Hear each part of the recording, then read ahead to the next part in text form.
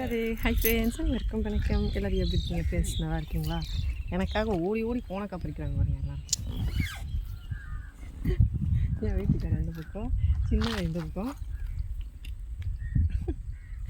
பெரியவன் தண்ணி குடிச்சிட்ருக்கான், குடிச்சிட்டு கிளம்புறோம்க்கா வீட்டுக்கு. அதாவது ஊரில் வந்து கோவிலில் மீட்டிங், அதாவது குரூப் மீட்டிங் இருக்கு இல்லையா, அங்கேருந்து கொஞ்சம் காசு எடுத்து வச்சுருந்தாங்க லோன் வரும்போது. அதை வந்து சமையல் பண்ணுறாங்க, அதில் எல்லோரும் சாப்பிட்ணும்.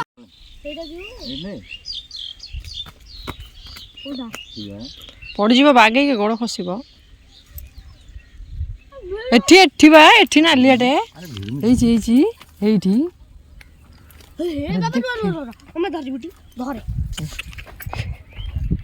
ଏଇ ବାବା ତୋଳି ସାରିଲଣି। ଆଉ ଯୋଉ ସେଠି ଗୋଟେ ନାଲିଆ ହେଇଥିଲା ସେଇଟା ସେଇଟା ଆମେ ଏଇଟା ମୋର। ହଉ ପଡ଼ିଯିବ, ସାଡ଼େ କାହିଁ ଯାଉଛୁ? ଏବେ ଆଉ ଗୋଟେ ସରପ୍ରାଇଜ ନିଅ। ଆଉ କୋଉଠି ହେଇଛି କୋଉଠି? ଆଉ ଗୋଟେ ସେଠି ସେଠି ସେପଟେ ରୁହ। ସାଡ଼େ ଯାନା ଲିଟି। ଆଇଡିଆ ପୁଅ, ଗୋଟେ ଆଇଡିଆ ପୁଅ। ଆଉ ଗୋଟେ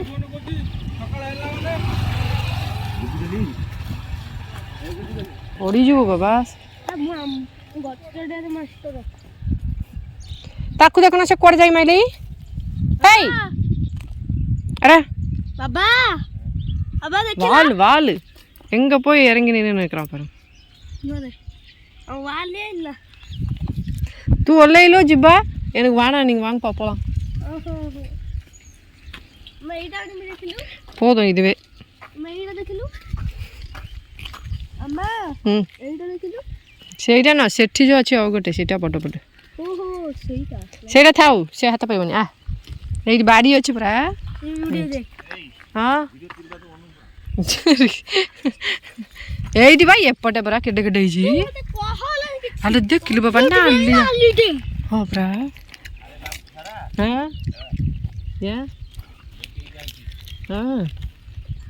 ଆଣ କୋଉଠି ସେଠି, ସେଇଟା କେତେ ଉଞ୍ଚାରେ ସେଇଟା ପାଇବନି। ସେଠୁ ସେଠୁ ଆଣେ ଦେଖି।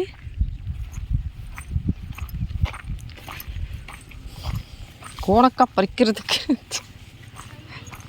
பக்கம் பஸ் சிட்டு சிட்டு. ஹே கேஜி ஹிச்சிக்கிறே பாபா.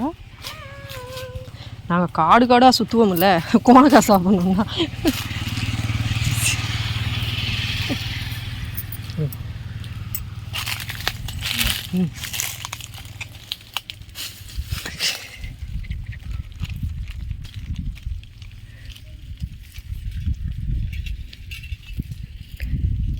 அங்கே எவ்வளோ பெருசு சிகப்பா பழுத்து கீழே வந்துட்டு இருக்கு.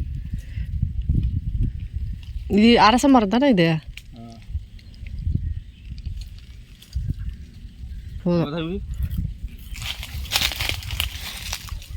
கீழே வந்துச்சு, கை ஃபுல்லாயிடுச்சு। ପଡ଼ିଯିବ କ'ଣ କେଞ୍ଚି ହେଇଯିବ, କାହିଁ ସେମିତି ହେଉଛୁ?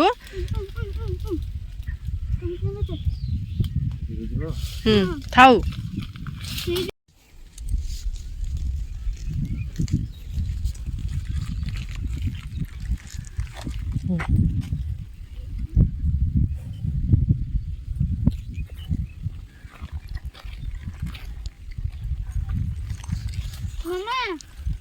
இந்த பக்கம் வரதில்ல ஒரு பெனிஃபிட் என்னென்னா, கோணக்கா சாப்பிட்லாம் எவ்வளோ வேணும்னாலும்.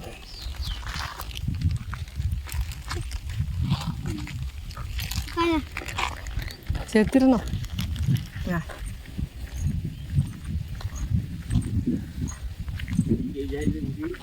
எங்க?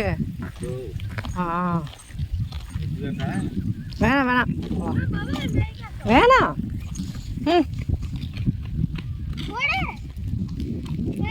பரவாயில்ல வேணாம். ସେଠିକି ଯେ ହେଇଛି ଦୀପୁ ଓଲା ତଳକୁ ସେଠିକି ଆଉ ଥାଉ। போதும்னு சொன்னால் கூட கேட்காம ஓடி ஓடி பறிச்சுக்கிட்டு இருக்காங்க. சரி சாப்பிடுவோம் அப்படின்னு சொல்லிட்டு நானும் எல்லாம் பறித்து முடிச்சு அப்புறமா கிளம்ப ஆரம்பிச்சிட்டோம். அந்த பக்கம் லாஸ்ட்டில் ஒரு மரம் இருக்குது, அங்கேயும் நிறைய இருக்குது அப்படின்னு சொல்லிட்டு ஹஸ்பண்ட் மறுபடியும் போய் பார்த்துட்டு இருந்தேன். நான் வேணாங்க போதும் வாங்க அப்படின்னு சொல்லிட்டு கூப்பிட்டுட்டேன். எல்லோரும் வந்து இப்போ கிளம்ப ஆரம்பிச்சிட்டோம் வீட்டுக்கு. வழியில் போகிறவங்க என்னடா இது வித்தியாசமான பொருளாக இருக்குது, இதை போய் பறிச்சுட்டு இருக்காங்களே அப்படின்னு சொல்லி பார்த்துட்ருக்காங்க. வீட்டுக்கு வந்தோடனே வீடு பூட்டிருந்தது. அதனால் சாவி வாங்கிட்டு வரதுக்கு பசங்க அந்த பக்கம் போய் வாங்கிட்டு வர பண்ணாங்க. நான் வீட்டு வெளியில் வந்து நின்றுட்டு இருந்தேன். மழை வந்து நல்லா எல்லா பக்கமும் இந்த மாதிரி பாசம் மாதிரி பிடிச்சிருக்கு. அதுக்கப்புறம் வெளியிலே கொஞ்சம் நேரம் வெயிட் பண்ணிட்டு இருந்தேன். வீட்டுக்கு வந்த அப்புறமா எப்போவுமே எந்த பக்கம் போயிட்டு வந்தாலும் வீட்டுக்கு வந்தோடனே ஒரு சந்தோஷம் தனி தான். அதுக்கப்புறமா வந்து பார்த்தா வீட்டில் வந்து எல்லா பக்கமும் லைட் எரிஞ்சிட்ருக்கு. எங்கள் மாமனார் வந்து அந்தளவுக்கு அதெல்லாம் கேர் பண்ண மாட்டார். அவருக்கு வந்து அதெல்லாம் தெரியறதில்ல. ஈஸியாக வந்து என்ன பண்ணணும், லைட் ஆஃப் ஆன் பண்ணோம் அதெல்லாம் அவருக்கு தெரியறது கிடையாது. எரிஞ்சிட்டு இருந்தால் அப்படியே எரிஞ்சிட்டு இருக்கட்டும்னு சொல்லி கண்டுக்க மாட்டார். அது மாதிரி தான் எரிஞ்சிக்கிட்டு இருந்தது. கதவை திறந்து உள்ளுக்குள்ளே வந்தவொடனே இந்த பக்கம் எங்கள் மாமியார் வந்து கரெக்டாக ஆஃப் பண்ணியிருக்காங்க. அதுக்கப்புறமா வந்து வெளியிலலாம் பார்த்துட்டு இருந்தால் மழை வந்து எல்லா இடமும் வந்து நல்லா ஈரமாக இருக்குது. ஃபுல்லாக இந்த வீட்டு பின்னாடி நம்ம கட்டி வச்சுருந்ததெல்லாம் உடஞ்சி போயிருக்கு. இந்த மரமெல்லாம் வந்து கொஞ்சம் எடுத்து அந்த சைடில் போட்டிருந்தா நல்லா இருந்திருக்கும். ஆனால் வீட்டு பக்கத்துலேயே இருக்கிறதுனால அது வந்து ரொம்ப பெருசாக ஆனால் அப்புறமா கொஞ்சம் வீட்டு கஷ்டமாக இருக்கும் அப்படின்னு சொல்லி சொன்னாங்க. சரி அதை எடுத்து அந்த பக்கம் போடலான்னு பார்த்தா அதுக்குள்ளே முடியலை. சரி பார்த்துக்கலாம் அப்படின்னு சொல்லிட்டு இப்போ அந்த பக்கம் வீட்டிலேருந்து ஃபோன் பண்ணாங்க. அந்த பக்கம் வீட்டுக்கு கிளம்பி வந்துட்டேன். அதுக்கப்புறமா எங்கள் மாமனார் வந்து கோவிலேருந்து வந்துட்டு இருந்தாங்க. எங்கள் ஓரக்குத்தி காலில் விழுந்துட்டு அவங்க அந்த எதிரில் ஃபஸ்ட்டு நின்னாங்க. அப்புறமா மாமனார் காலில் எங்கள் மாமியார் காலில் விழுந்து எல்லார் காலையும் விழுந்து ஆசீர்வாதம் வாங்கிட்டு நான் அந்த பக்கம் போயிட்டு நின்னேன். ஆக்சுவலாக வந்து சாப்பாடில் வந்து ஒரு பிரச்சனை பண்ணிட்டாங்க. என்னென்னா நான்வெஜ் சமைக்கும் போது வெஜ்ஜு வந்து கொஞ்சம் எடுத்து வைக்கணும். கொஞ்சம் பேர் வெஜ்ஜு சாப்பிட்றவங்களுக்கு இவங்க என்ன பண்ணியிருக்காங்கன்னா சமைக்க வந்த அந்த வயசானவர் வந்து கொஞ்சம் உடம்பு முடியல அப்படின்னு அவர் எல்லாத்தையுமே நான்வெஜ்ஜாக பண்ணிகிட்டு இருக்காரு. எடுத்து வைக்கவே காணோம். அப்புறம் எங்கள் பெரிய மூத்தார் வந்தார். அவர் காலில் விழுந்துட்டு வந்து நின்றுட்டு இருந்தேன். எங்கள் மாமியார் வந்து அக்கா காலில் விழலையா விழலையான்னு மட்டும் கேட்டுக்கிட்டே இருக்காங்க. ஆக்சுவலாக நான் ஃபஸ்ட்டு வரும்போதே அவங்க காலில் விழுந்துட்டேன். அவங்க அதை கவனிக்கல. எங்கள் மாமனார்கிட்ட பேசிகிட்டு இருந்ததுனால அவங்க வீட்டு பின்னாடி போனவுடனே எனக்கு கிட்டத்தட்ட ஒரு 5-6 தடவை கேட்டாங்க, அக்கா காலில் விழலையா அப்படியே குசு குசுன்னு கேட்குற மாதிரி. என்னாச்சு என்னதுன்னா அக்கா காலில் விழலையா விழலையா ஏன் அப்படின்னு கேட்டுக்கிட்டே இருந்தாங்க. நான் சொன்னேன் விழுந்துட்டேம்மா அப்படின்னா ஓஹோ சரி சரி அப்படின்னு சொல்லிட்டு அதுக்கப்புறம் சரின்னு சொல்லி ஹஸ்பண்டுக்கு சாப்பாடு கொடுத்தேன். பசங்கள்லாம் சாப்பிட்டுட்டாங்க. அவங்களும் அவங்க வீட்டுக்காருக்கு அவங்க பையனுக்கெல்லாம் சாப்பாடு கொடுத்துட்டாங்க. எல்லோரும் சாப்பிட்ட அப்புறமா ஹஸ்பண்ட் சாப்பிட்டுட்டாரு. அதுக்கப்புறம் நானும் உட்காந்து சாப்பிட்டுட்டேன். சாப்பாடு வீட்டில் வந்து டால்மா செஞ்சுருந்தாங்க. எங்கள் மாமனார் நான்வெஜ் சாப்பிட மாட்டார் அப்படின்றதுனால வெஜ்ஜில் வந்து டால்மா, அதே டால்மாவை நாங்களும் சாப்பிட்டுக்கிட்டோம். ஆக்சுவலாக ஒரு பக்கெட் ஃபுல்லாக வந்து கொண்டு வந்திருந்தாங்க கோவிலேருந்து. இது வந்து 2 பங்கு, அதாவது 3 பேருமே குரூப்பில் இருக்கோம். நான் எங்கள் ஓரக்குத்தி எங்கள் மாமியார். ஆனால் இவங்க வந்து 2 பங்கு மட்டும் தான் கொடுத்துருந்தாங்க. எங்கள் ஓரக்குத்தியோட பங்கு கொடுக்கல. அந்த மாதிரி கணக்கு. இல்லைன்னா எங்கள் மாமியார் பங்கு கொடுக்கல, அந்த மாதிரி வச்சுக்கலாம். ஏன்னா 3 பங்கு கொடுத்து எவ்வளோ சாப்பாடு யார் சாப்பிட்றதுனால சொல்லிட்டு கொஞ்சமாக வாங்கியிருந்தாங்க. இந்த பக்கெட் ஃபுல்லாக இருக்கிறது மீன் போட்ட டால்மா, மா ருத்ராயணி அம்மன் கோவிலில் செய்கிறது.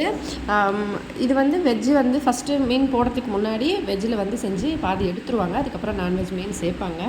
அவங்க வந்து சமைச்ச அந்த பிராமணனுக்கு வந்து உடம்பு சரியில்லை. அதனால் வந்து அவங்க தடபடன்னு சீக்கிரமாக செஞ்சுட்டாங்களாம்.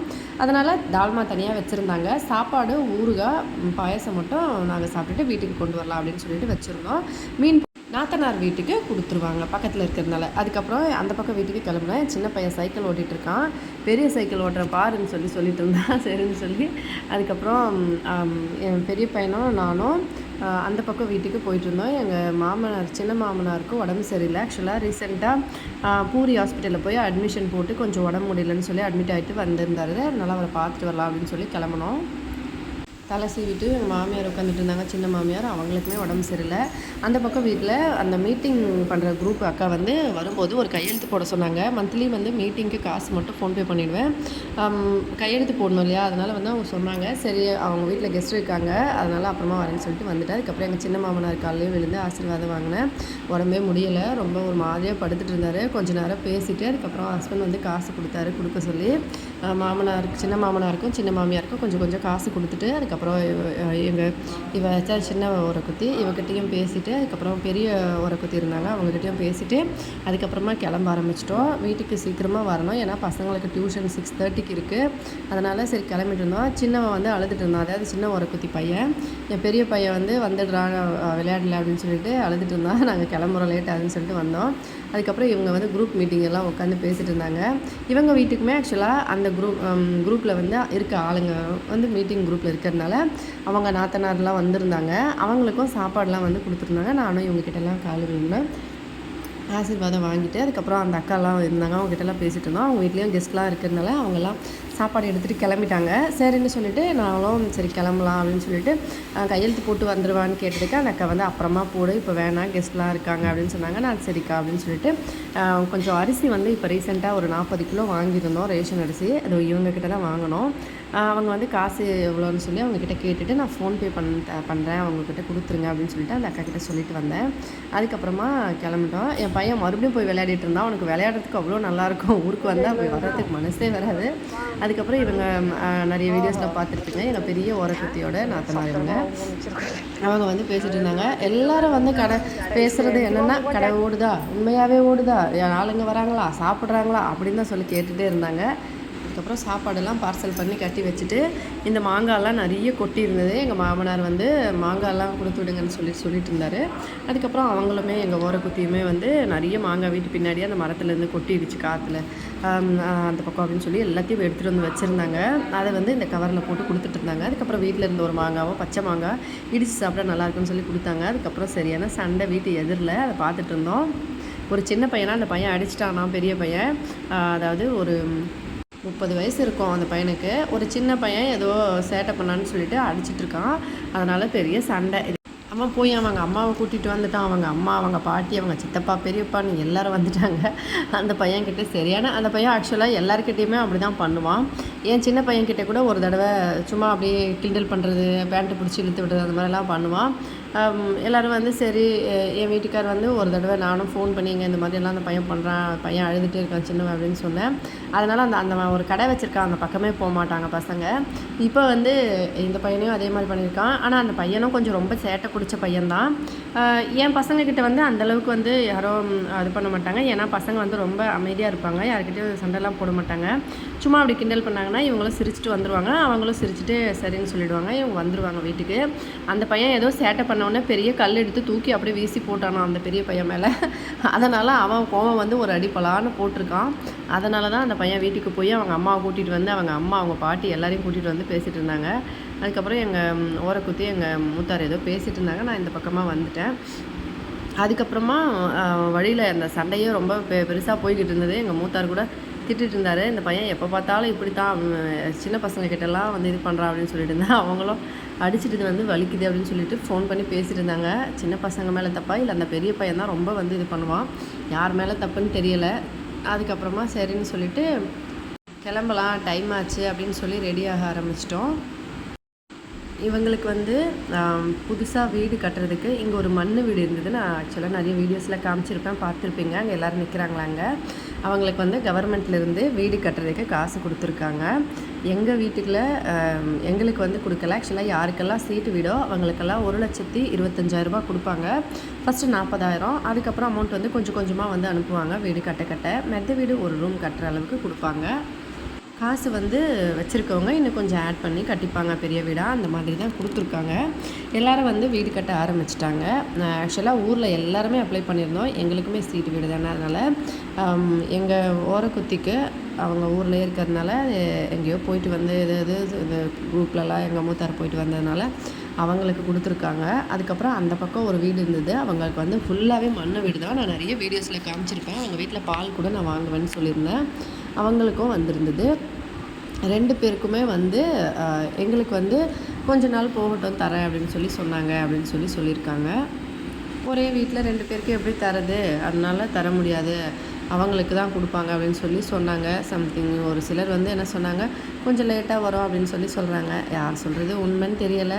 ஆனாலும் ரேஷன் கார்டு தனித்தனி தான், வீடும் தனித்தனி தான். அதை நான் எப்படி சொல்கிறதுன்னு தெரியலை. சரி பார்க்கலாம் என்ன சொல்கிறாங்கன்னு சொல்லி. ஏன்னா ஒடிஷாவை பொறுத்த வரைக்கும் மெத்த வீடு ரொம்ப அவசியம். ஏன்னா ஃபுல்லாக மழை வந்தவுடனே ஃபஸ்ட்டு பயமாக இருக்கிறது வீடு உடஞ்சி வீடு வந்து மரம் உடஞ்சி வீடு மேலே விழுந்துருச்சுன்னா டேமேஜ் ஆகிடும் அப்படின்னு சொல்லி தான் பயம். அதனால தான் வந்து கொஞ்சம் ரிஸ்க்காகவே இருக்கும். அதனால தான் கவர்மெண்ட்லேருந்து காசு கொடுக்குறாங்க. வரல இன்னும், பார்க்கலாம். அதுக்கப்புறம் வீட்டிலேருந்து கிளம்ப ஆரம்பிச்சிட்டோம். மாமனார் மாமியார்கிட்டையும் ஆசீர்வாதம் வாங்கிட்டு கிளம்ப ஆரம்பிச்சிட்டோம். வீட்டுக்கு வந்த அப்புறம் டால் மட்டும் செஞ்சுட்டு அதுக்கப்புறம் சாப்பிட்டுப்போம். இதான் ஃப்ரெண்ட்ஸ் இன்றைக்கி வீடியோ பிடிச்சிருந்தா லைக் பண்ணி ஷேர் பண்ணி சப்ஸ்கிரைப் பண்ணுங்கள். ஹெல்த்தியாக சாப்பிட்டு சந்தோஷமாகவும் சேஃபாகவும் பத்திரமா வருங்க. இதே மாதிரி இன்னொரு வீடியோவில் பார்க்கலாம் ஃப்ரெண்ட்ஸ். நன்றி, வணக்கம்.